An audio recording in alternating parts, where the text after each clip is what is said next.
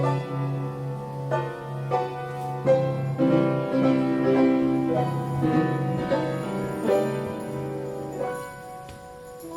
is this night different from all other nights? Why is this night different from all other nights? Why is this night different? It's different. It's different. Hello, everyone. I'm Sarah. That was a Passover reference. If you got it, you're going to have a great time tonight. If you haven't turned off your cell phones, please do that now.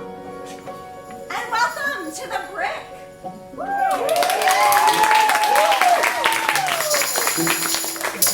Williamsburg isn't even cool anymore, but the Brick is. Yeah. Welcome.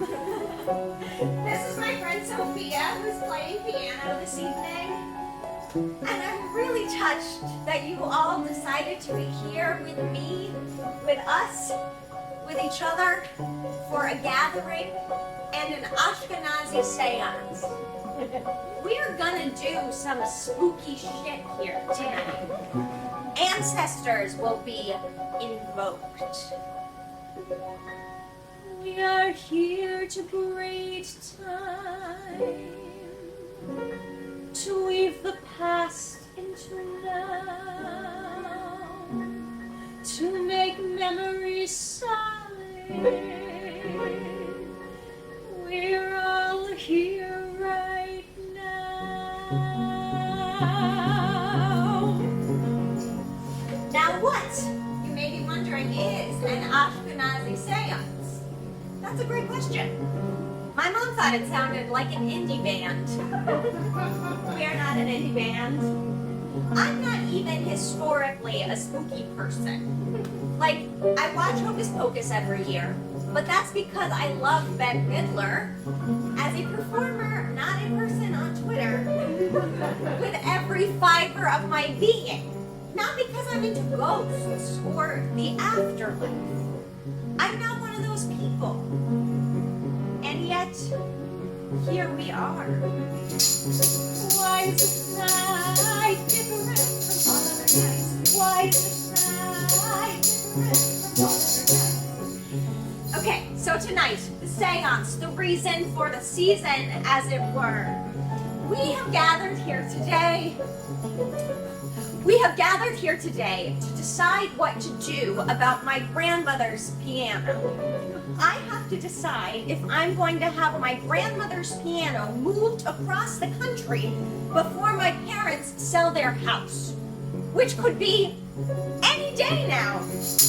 Why is this night different from all other nights? Why is this night different from all other nights? So I'm going to the root of my family tree for answers. I am going to host a seance to try to reach my great-great-grandmother, Sarah River, and ask her what to do about this piano. That's why this night is different from all other nights. That's why this night is different from all other nights. We ask the dead, we touch the past, we raise the dead, we braid the past. We ask the dead, we touch the past, we raise the dead, we braid the past. Will you sing with me? We ask the dead, we touch the past. We ask the dead, we touch the past. We ask the dead, we touch the past. We ask the dead, we touch the past. We ask the dead, we touch the past. We ask the dead, we touch the past. We ask the dead, we touch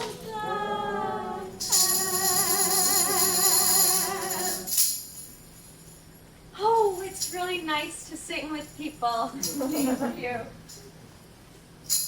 Okay, so I've been trying to figure out the best way to give you the information that you need for context, but it's not quite linear. So I'm going to ask you to hold several strains of thought in your mind at the same time. And we'll go down one strand, then we'll go down another strand, and we'll go down another strand, and we'll put them together and braid them up like a challah. Okay. First, let me tell you about myself. I'm Jewish. You probably assumed that since I'm hosting an Ashkenazi Seance. But also, I share a name with probably the next governor of Arkansas. So, I'm Jewish. My partner Sherry and I are currently Shabbat regulars at our queer lefty synagogue in Park Slope called Kolot Chayenu. Hello to any Kolotniks out there tonight. However, I grew up Jewish in Billings, Montana in the 90s, where being a queer lefty Jew in the making meant I didn't really fit in general. The places where I felt like I made sense at all were the community theater and the synagogue. Our synagogue was the only one in the state, but it was really important to my family and me. My mom made a poster of the alphabet for Hebrew school, and she played her cello for Kol Nidre. My dad was vice president of the board for a long time. We celebrated all the holidays in a big way, and I had a bat mitzvah. I led the Friday night and the Saturday morning services, and I chanted my Haftorah portion, which, if you don't know, is more than most kids do. My mom wasn't allowed to come up to the bima for an aliyah because she hadn't officially converted at that point, which is bullshit, if you ask me, so that was a bummer. But both of my parents were still deeply involved in helping me prepare as I chanted my Torah portion over and over again and learned all of the Shabbat prayers. So now, whenever I recite the Aleinu, I can hear my dad's voice on the high notes. And whenever Sherry and I light the Shabbat candles, I think of my mom bringing the light in. My mom says the most important part of practice is practice. Whether it's music or Shabbat, the more you do it, the more meaningful it is. And Shabbat is more fun to practice than scales on the violin. So that's me, one strand of the challah. Now we're moving on to the piano.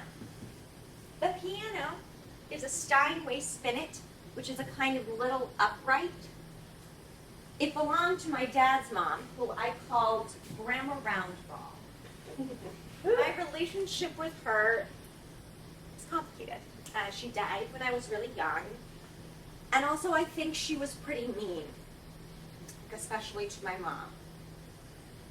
But she played the piano. This piano was in my family's house in Inwood, which is the northernmost tip of Manhattan, in 1938, right before World War II and Robert Moses's Cross Bronx Expressway, and the state of Israel. My dad and my aunts, who I love, all grew up around this piano, and so did I. Sometimes you can still kind of see the outline from a sticker I put on middle C when I was 10. It's now the piano that my mom plays. We pull out the musical theater songbooks and Bette Midler's greatest hits, and she plays and I sing whenever I go visit my parents. Speaking of visiting my parents, they have moved around a lot in the past 15 years, and so has this piano. So when I was 15, we moved from Montana, where nobody's Jewish, to Westchester, where everybody's Jewish. Somebody in my grade had his bar mitzvah in the Museum of Natural History. In the whale room. I bet he didn't chant his hot floor portion, though. The first year we were there, right before Passover, I was in an elevator in Midtown, and somebody was on the phone really loudly ordering brisket, saying it was for the rabbi. Somebody else caught my eye, and I was like, well, you gotta have brisket. And they said, but you're not Jewish, are you? You don't look Jewish. Anyway, my parents, the piano. Okay, about 4 years ago, they moved from New York back to Montana. They now live in a little town called Whitefish, which is very beautiful. It's right next to Glacier National Park. Though because of wildfires, the summers are getting increasingly smoky, which makes it extra ironic that Whitefish is not a place where one can get smoked whitefish.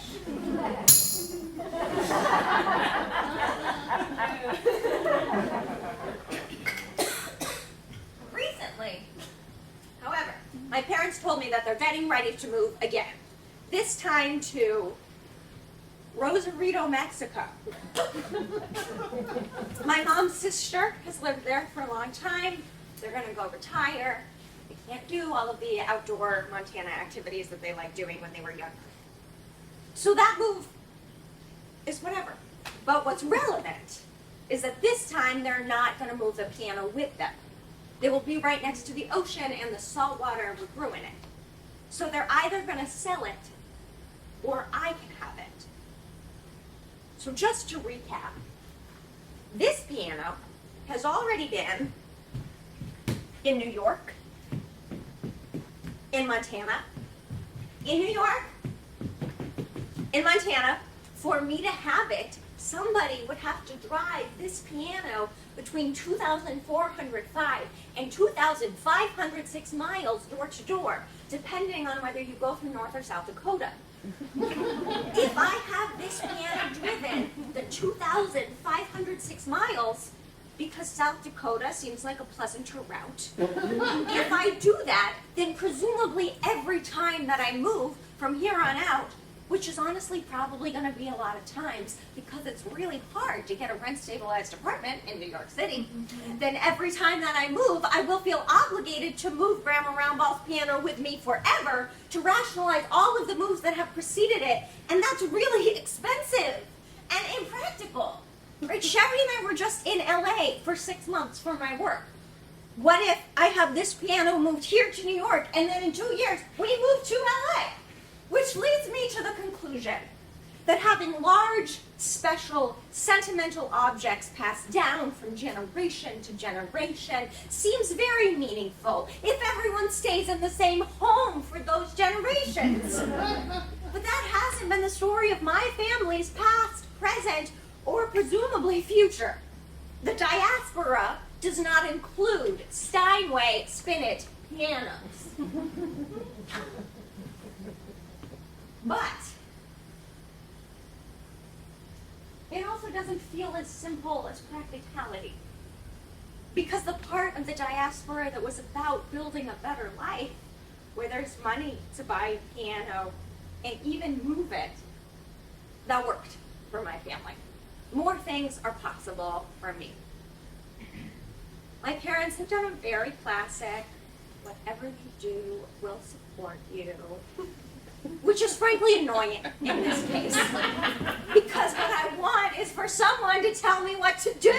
No, I have used every decision-making thing I can think of.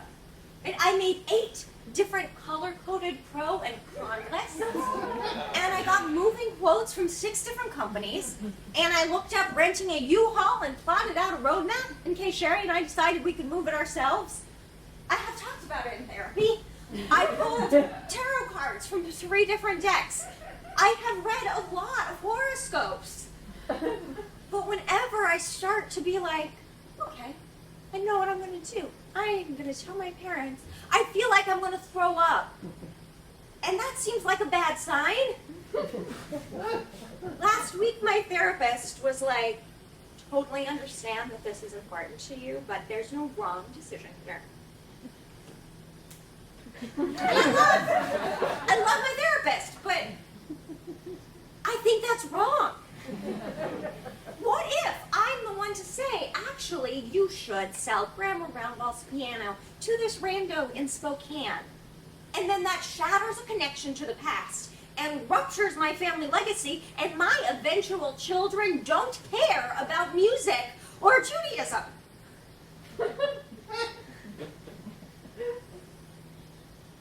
So, paralysis. And then I realized I hadn't tried every decision-making thing I could think of. This is a brass challah that my great-great-grandmother brought through Ellis Island in the late 1800s. And this very bowl, the diaspora does include brass challah bowls. Her name was also Sarah River.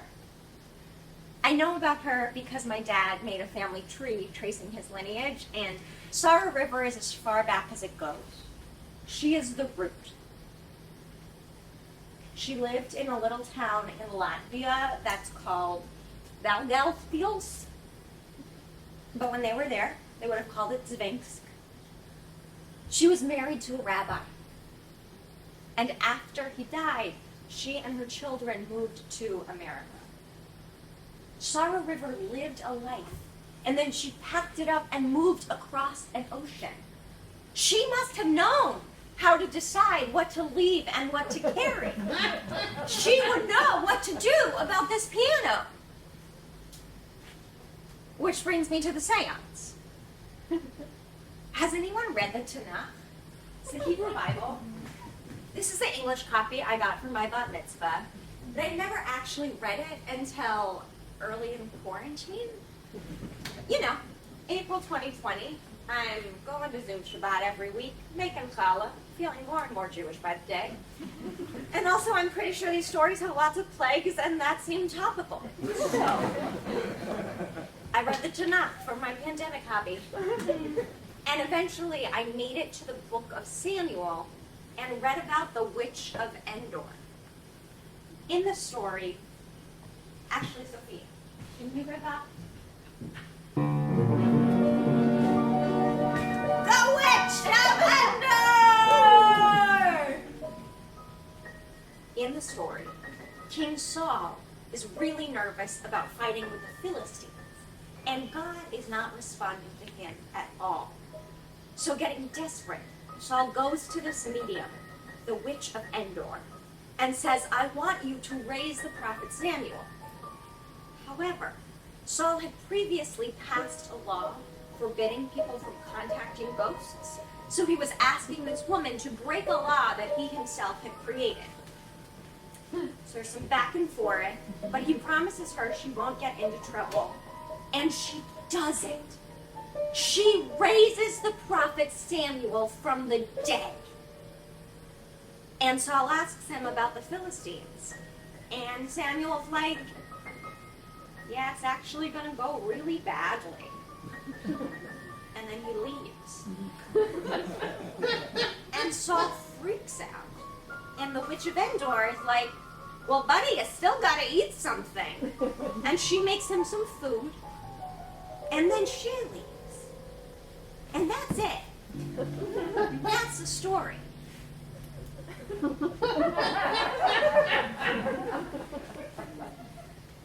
So I read it, and I reread it, and I was like, why has no one told me this before? My understanding of Jewish thought around what happens when you die had been, you maybe go to Sheol, which is this pit/resting place, but Judaism's not really about all that, except for from a Sarah! Fiddler. Well, it turns out that's not true. And I got, let's say, singularly focused on Jewish mystical thought around contacting the dead. I read an article about these Ashkenazi sisters in Cairo in the late 1800s who got very into the spiritualist movement. They hosted seances to communicate with the recently deceased, passing along messages using a planchette, which is a wooden tablet with a little pencil attached.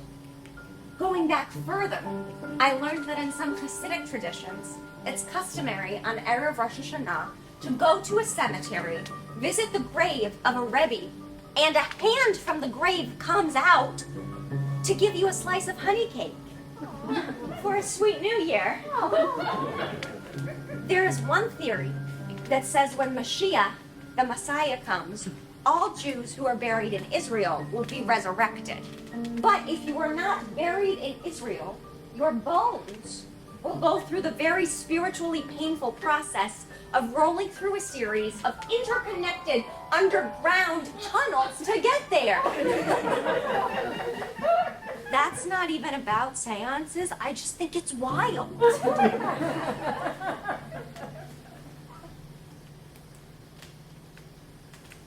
And there are lots of stories about how contacting the dead is banned in Jewish tradition. But like, lots of stories. In a way that makes me think, if something is banned, then it's got to be happening. If something is prohibited, then it's got to be possible. So why does one attempt to make contact with a departed spirit? Why does one host a seance? I think it's always really the same as it was for Saul. To ask a question and to get an answer that is certain and sacred. To ask a question that you need the right answer to. Which brings me back to why we have gathered here today, which is, I'm going to host a seance to try to reach Sarah River and ask her what to do with Grandma Roundball's piano. That's the strands of our challah coming together.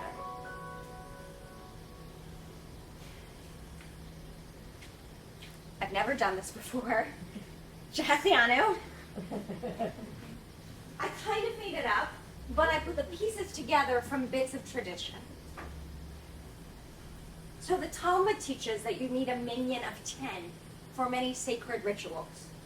There are also 10 circles on the floor arranged to make the shape of a sephirot, which is a sacred image in Kabbalah.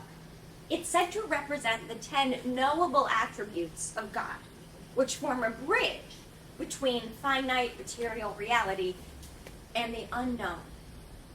So I'm going to ask if 9 of you will join me to be in a minyan. You'll come to one of these designated spaces, and I will connect us with this rope. Together we will form that pathway, bridging between the here and now of this room and the beyond. Sophia's here because music has always been the thing that feels transcendent to me. So I figured a seance about a piano really needed music. So once we are in that shape, I'm going to teach you a little bit of a song. Then I'll ask you to sing and close your eyes. And while we all hold the rope and channel the power of this shape, I will attempt to make contact with Sarah River.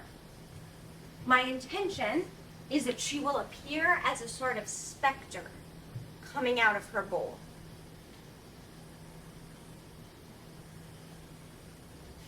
And that's as much as I know. The rabbis do warn that once the door to the spirit world is open, any fool may walk in, but our hearts are good, our intentions are pure, so I'm pretty sure we shouldn't encounter any gimmicks or evil wandering spirits today.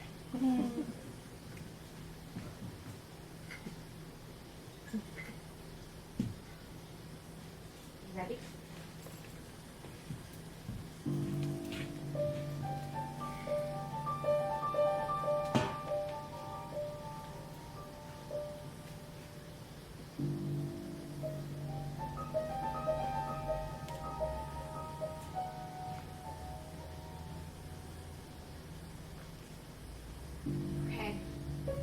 you'd like to volunteer to be in the minyan, please raise your hand.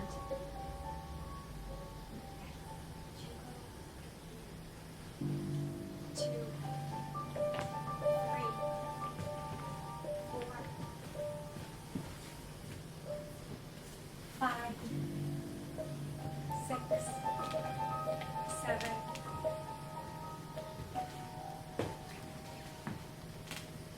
8,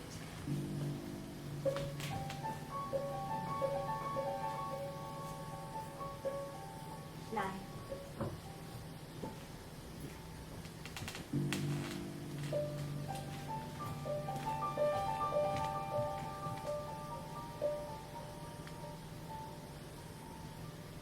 Those of you who aren't in the minyan, please keep your attention, your energy coming this way.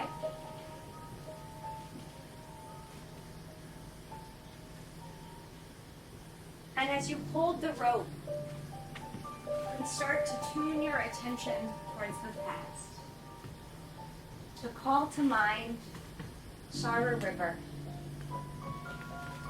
a woman in a village with a river and a railroad. Before Shabbat, she would have baked challah using this very bowl. Look at the bowl and imagine it in her home. Imagine her hands polishing it, her hands kneading the dough, her hands carrying it.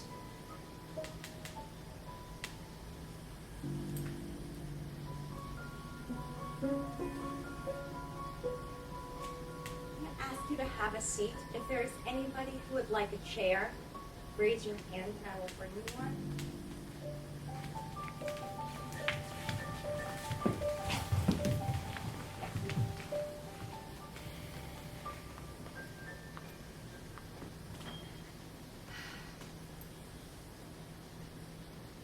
Okay. Now I'm going to teach you a little refrain in Yiddish, using the words from the Ashkenazi seances in Cairo. Habe sich tishala. It literally means something like, raise yourself, little table. But for us tonight, it means, give us a sign that you're here. So I'll sing a phrase, and then you'll repeat it. Habe sich tishala. Habe sich tishala. Habe sich tishala. Habe sich tishala. Together. Habe sich tishala. Habe sich tishala. Excellent. Now would you close your eyes, think of Shira River, and let's do this thing. Habe sich tishala. Habe sich tishala.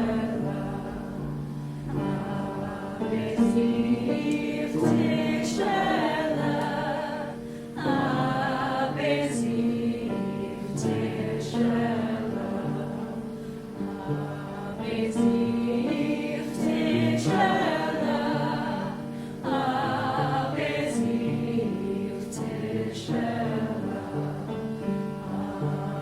sich tishala.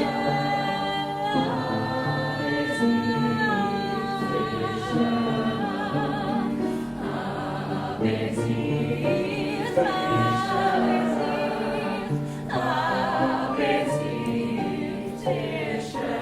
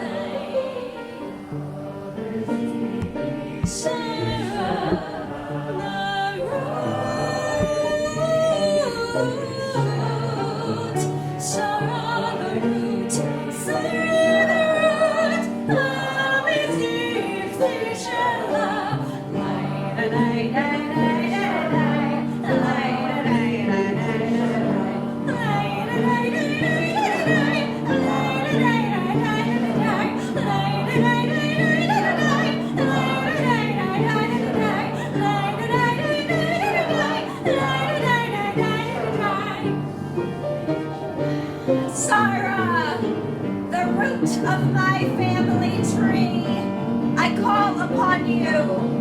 The door is open. If you are here, give us a sign. If you are here, make your presence known.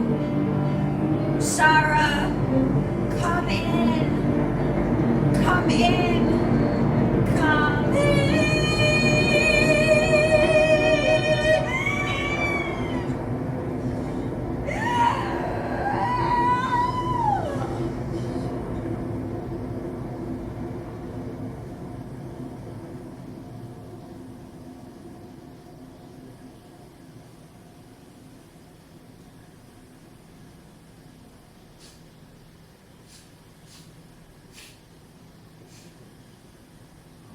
Smells very good in here.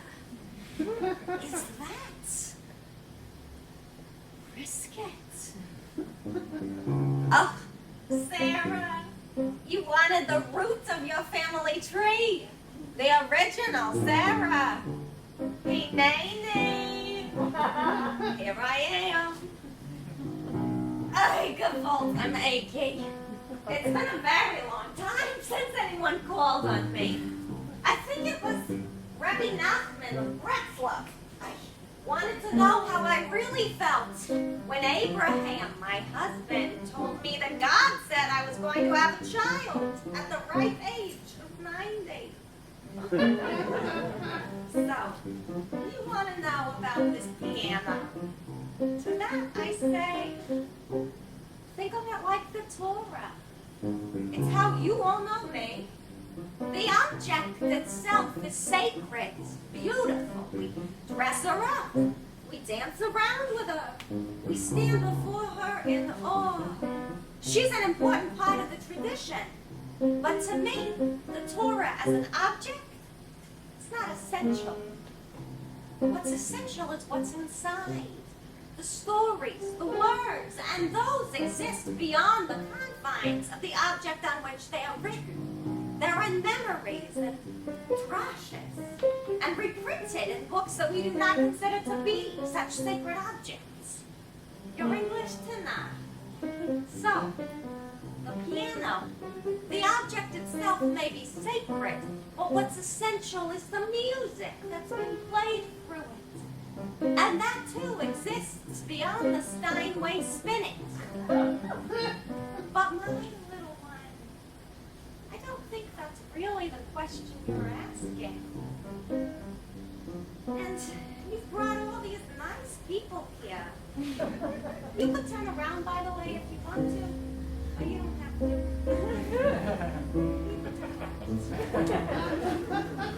Because I've come all this way.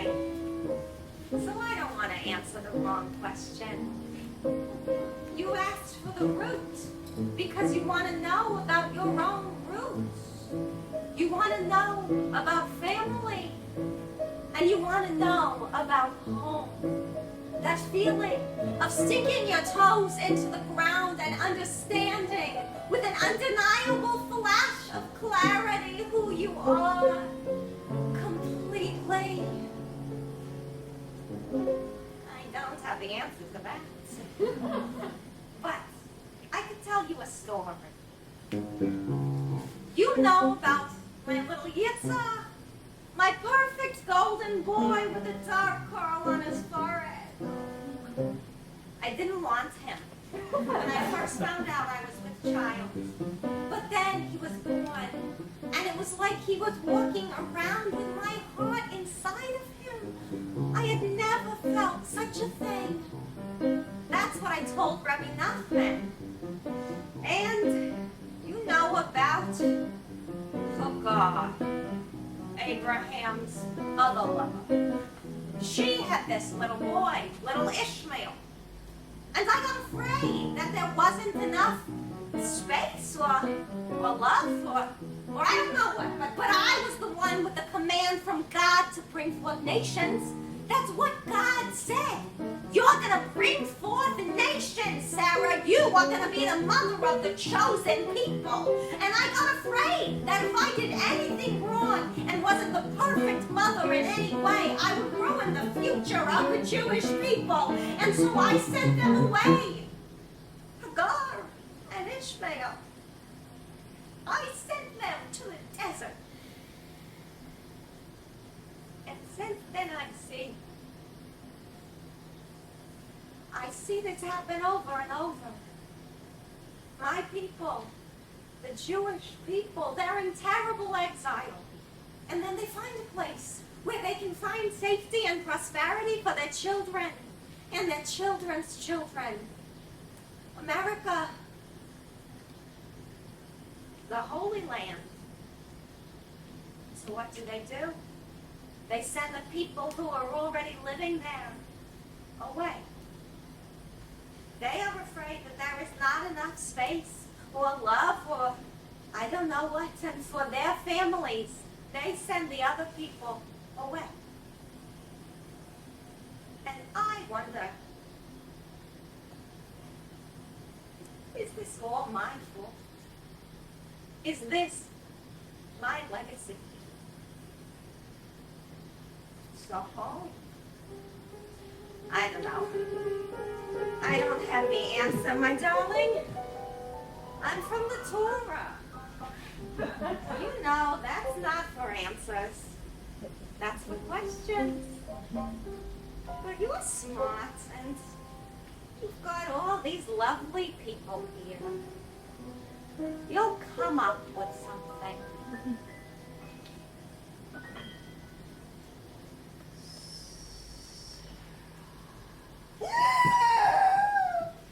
Holy shit! Sofia, are you okay? You can all go sit down. Thank you.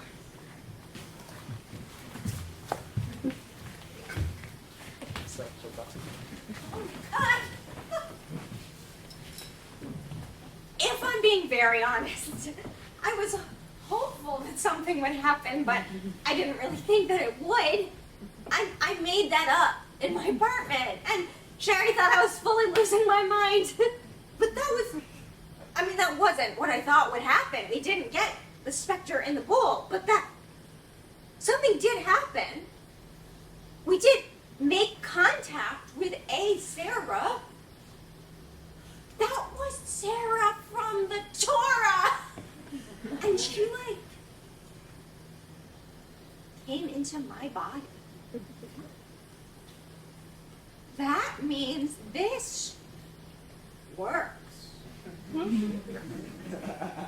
I might actually be a medium. Maybe the reason I love the Witch of Endor story so much is because I am the next Witch of Endor.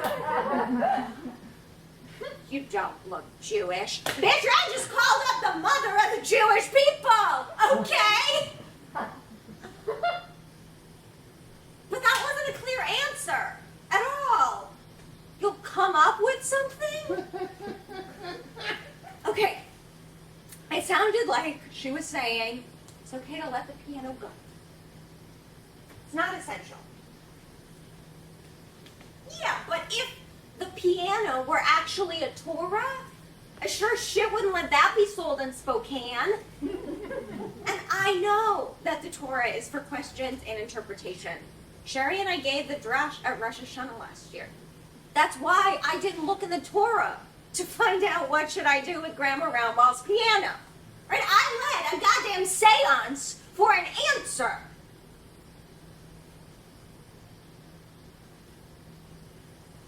Oh, she wasn't actually the right Sarah, though. I meant to get Shira River. She's the one who's actually in my family, so she's the one who would actually know what to do. Oh, I'm gonna do this again. You can stay where you are. My setup was off, and I was too focused on the original Sarah. I didn't mean the original. I meant mine.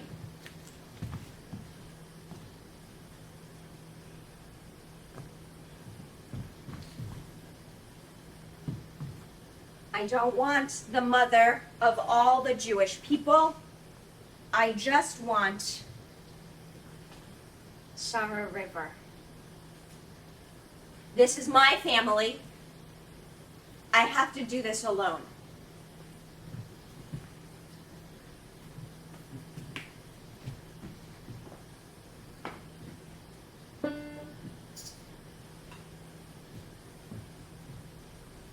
I ask the dead, I touch the past.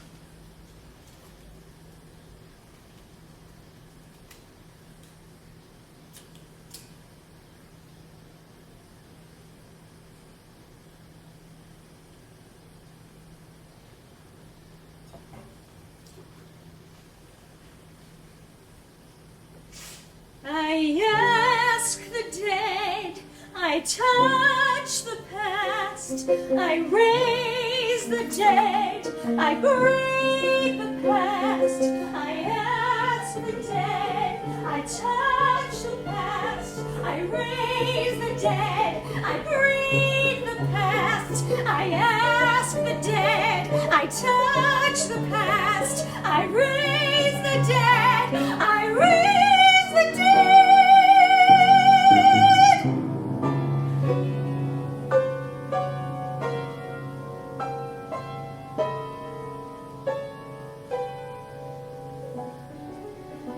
Sarah, my Sarah, Sarah from Tvinsk.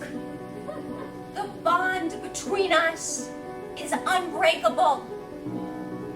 I know you're out there. I know you can hear me.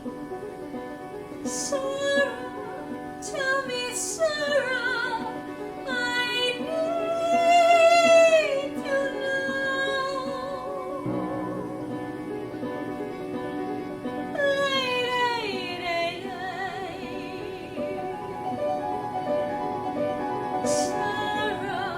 Sarah, Sarah, I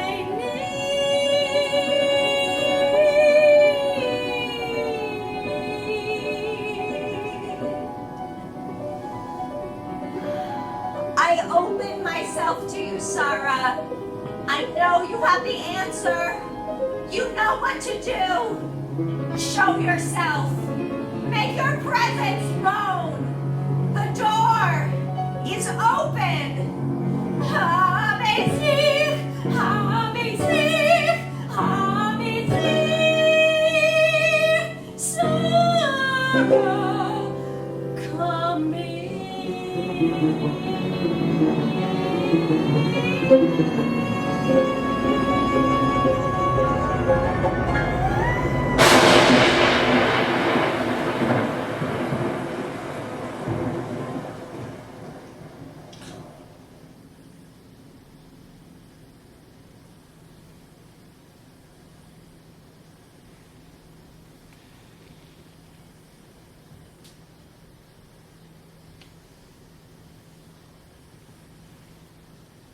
Sarah Schneiderman, my little Schneiderman. Oh, you have my tiny hands, the little fingers. Hey, what is my ball doing on the floor of this room? Ich verstehe das nicht. I bring this ball so carefully from Dvinsk to London to New York. I keep it so carefully on the boat, away from the salt water and the Balinskis. And you put it on the floor like it's a ball for the dog. Is there a dog here? I don't like dogs. It smells like dogs. What is this place anyway? You live here? No. Baruch Hashem, I was married. It's big, but there's no rooms. Not even the one bed. No kitchen. Where could you possibly make challah in here? So tell me everything. I want to know all about you. I know. You called me Sarah from the Vinsk because you want to know about Sarah from the Vinsk. But I left the Vinsk. I gave up everything to leave it behind. The root is gone, so you can be a flower. So tell me. I want to know all about what sort of flower you are. You're a little shy. Okay, I'll start with an easy one. Who is your Rebbe? Huh? Miriam. A woman?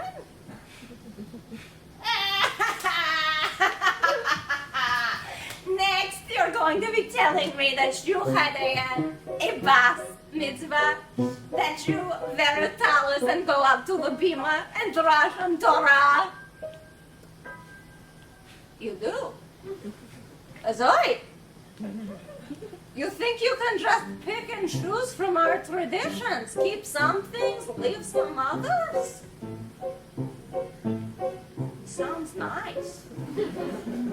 The number of ideas for the words I whispered into the ear of my husband, Zichrono Livracha, what I would have given to have said them in my own voice, in front of people. But you must be very busy, studying Torah alongside raising all your kinder. Hips like those, you have like 5, 6. Hoi! 7!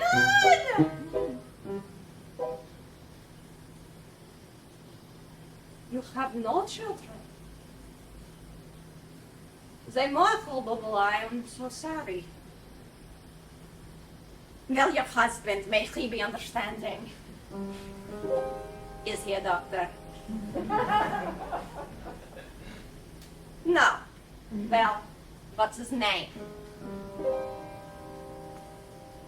What do you mean, her name? You have no husband. You live with a woman. You intend to spend your life with this woman. A Zoroastrian woman. What is Zoroastrian? You live a Jewish life in your home in Brooklyn with a Zoroastrian woman, and you go to Shabbos in a church. Then just anybody can thrash on Torah, and you are blessed in all this by your Rebbe, Miriam? What did you say your name was? Sarah Sanders. Oh, my dear, I am so sorry. I am afraid you have called the wrong person. It happens. Sarah is such a common first name, and you know all those last names got so muddled at Ellis Island.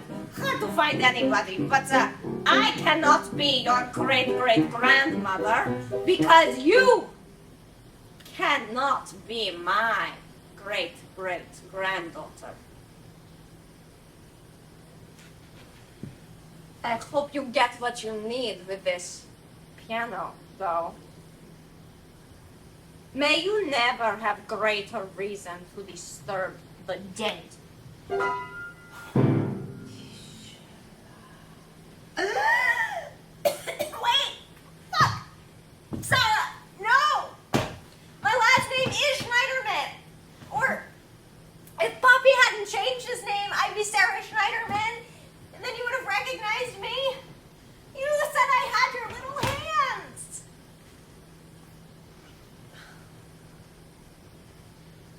My grandfather's name was Isidore Schneiderman when he was born, and he changed it to Irving Sanders for business.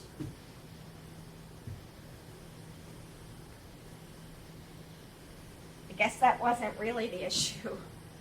So, obviously my ancestors weren't gonna love this queer lady anti-Zionist who's thinking of getting a tattoo of a shofar and eats bacon on Shabbat.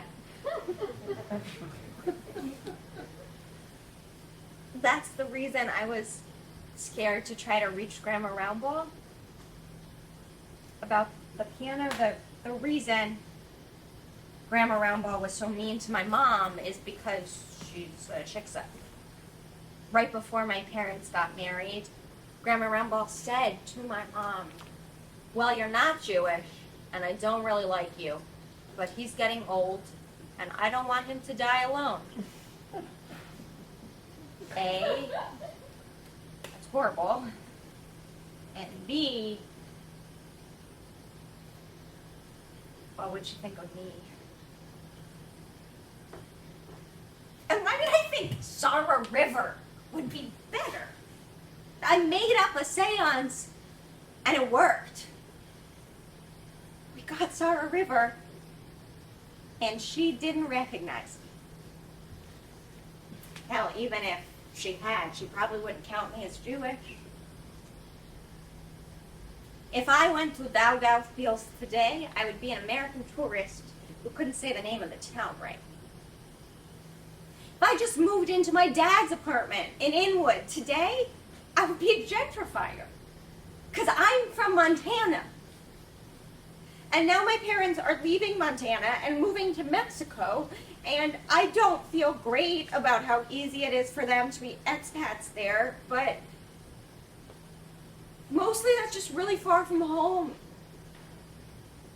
And I'm really going to miss them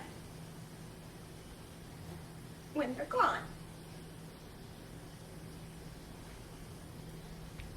The world is on fire. What am I doing hosting a seance to ask about a piano? I can't even play piano very well. I mean, evidently, I'm not playing this one tonight. Sofia is. Which makes the whole idea of moving a piano across the country for me even more fucking stupid. I brought you lovely people here for a ritual, and I ruined it. I'm gonna tell my parents to sell the piano. I'm so sorry for wasting all of your time.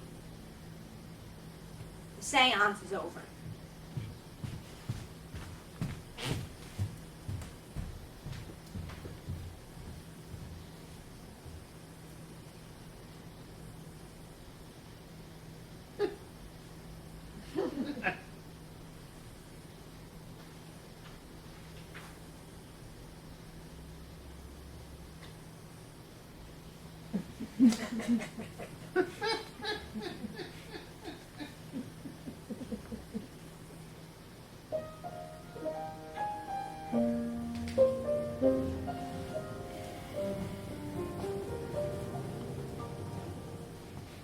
Had originally planned to do gala to close out the night, so we were moving from the sacred time of the seance back to ordinary time. It's supposed to be triumphant. I don't really feel like doing Hudala right now, but I do feel scared of transgressing rituals any more than I already have. So there's a very simple lie, lie, lie melody you can sing if you want to. Lie, lie, lie,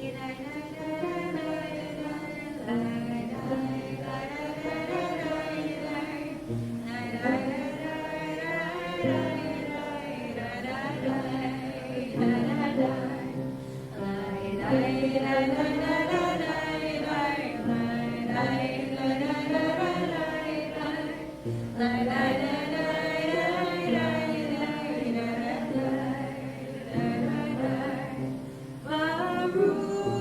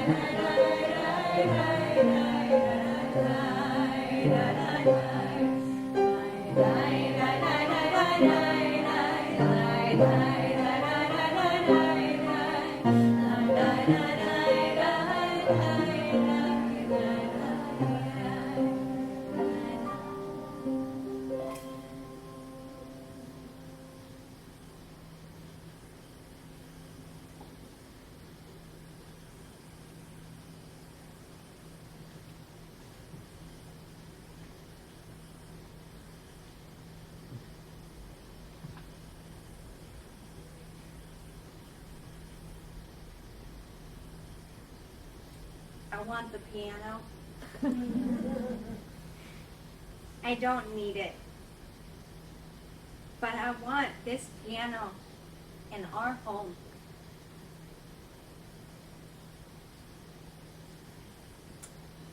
And that is what I told my parents. So this has been a play. Biblical Sarah and Sorrow River did not actually possess my body. I don't actually believe that I am a medium. But I do believe that when a group of people do a ritual together, something happens. So I'd like to try one more thing before we head out. I'm never going to know what Sorrow River would have thought about this piano, but maybe that's not what honoring someone's legacy is. Maybe that's not essential. Maybe together we can tap into something that is. So I'd like you to think of somebody you want to remember.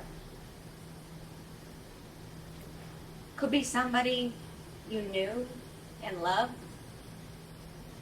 or somebody you can barely imagine, but someone from the past who you want to feel connected to.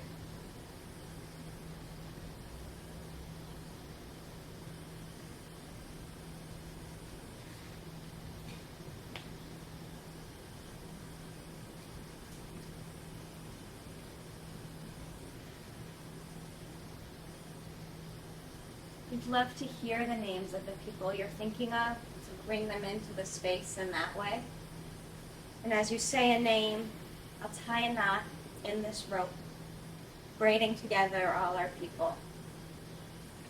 Sort of move my eyes around the room, and as I'm looking in your general direction, you can say a name if you want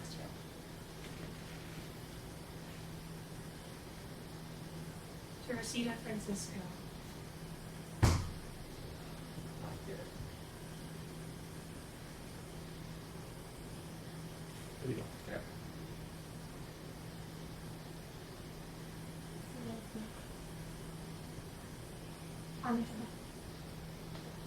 Anastasia Zeblin. Birchengrad.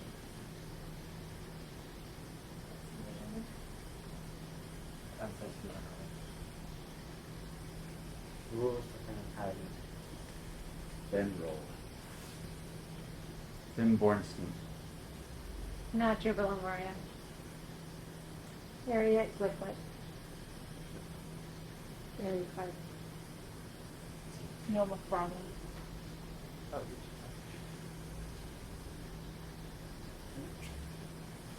Lorraine Krane. McCrea. Disgusting smooth. Susan Hutcherson.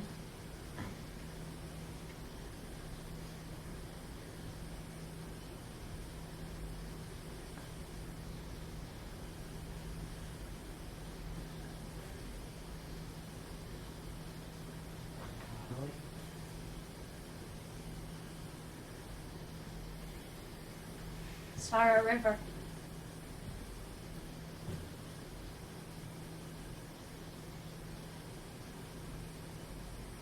And as you think of your person, you can think about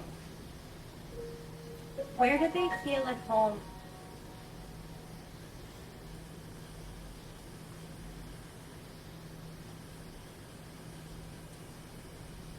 What was their favorite thing to eat?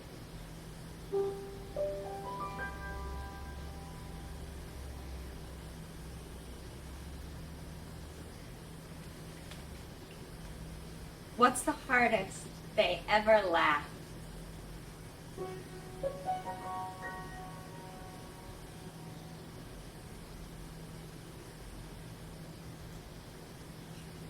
If they could see you now, what would they say?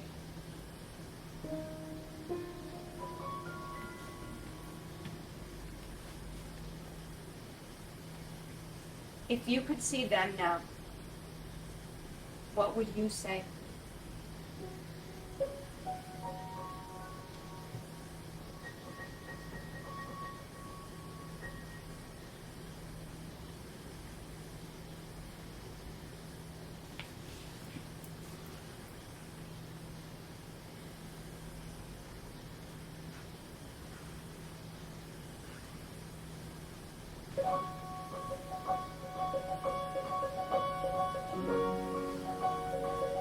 Hey everybody, put your hands together for Sofia and Geck.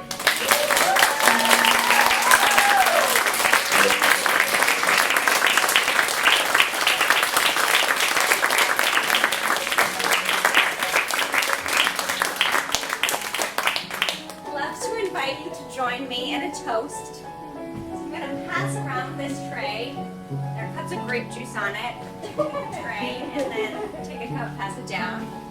And while we're doing that, let's sing.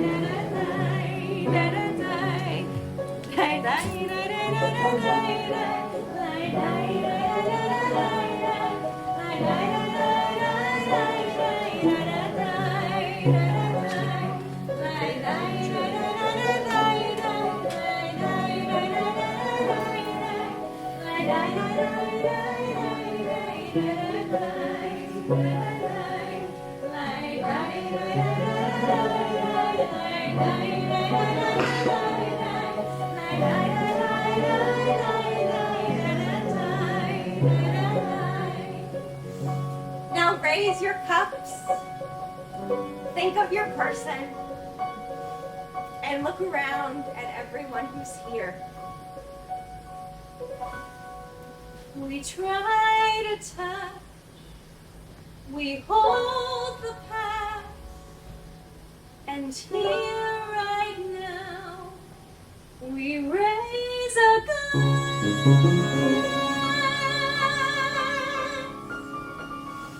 a toast to all of them, to all of you, to all of us. L'chaim! So raise your glass if you are and know the right ways on my heart to touch.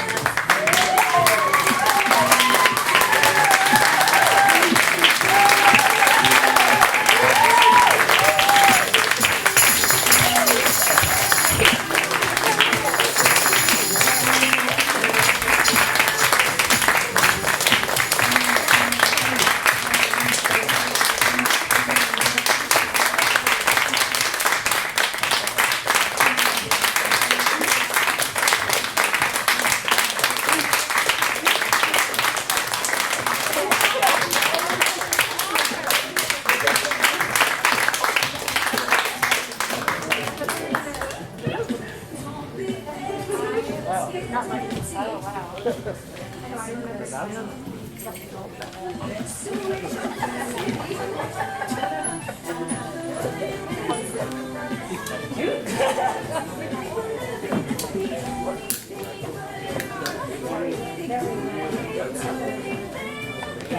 So happy to see you. Thank you for coming out.